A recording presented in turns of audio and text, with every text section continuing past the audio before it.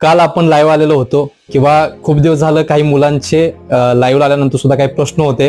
त्याच्यामध्ये मला एवढे मार्क आहेत सर, माझं लेखीला क्वालिफाय होईल का, मी निवड होईल का, माझी सिलेक्ट होईल का, किंवा इतर ज्या सूचना होत्या किंवा ज्या मुलं गेले 6 ते 7 हजार मुलं नवीन आपल्यासोबत जोडले गेलेले आहेत त्या मुलांचे वारंवार प्रश्न होते की सर सीपी मुंबईचं कॉन्स्टेबलचा कट ऑफ कशा पद्धतीने लागलेला आहे.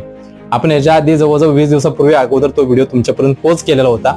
तरी सुद्धा सारखे मुलांचे मेसेज असतील, भेटल्यानंतर विचारतात. परत लाईव्हला आलतो, मगाशीच कालच लाईव्हला आलतो, त्यावेळी मुलांचे खूप सारे प्रश्न होते की सर मला एवढे मार्क पडलेत, माझं सिलेक्शन होईल का, मी लेखीला पात्र होईल का, अशा पद्धतीने खूप सारे प्रश्न होते.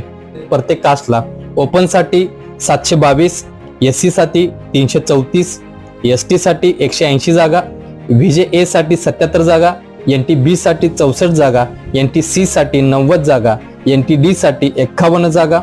त्याच पद्धतीने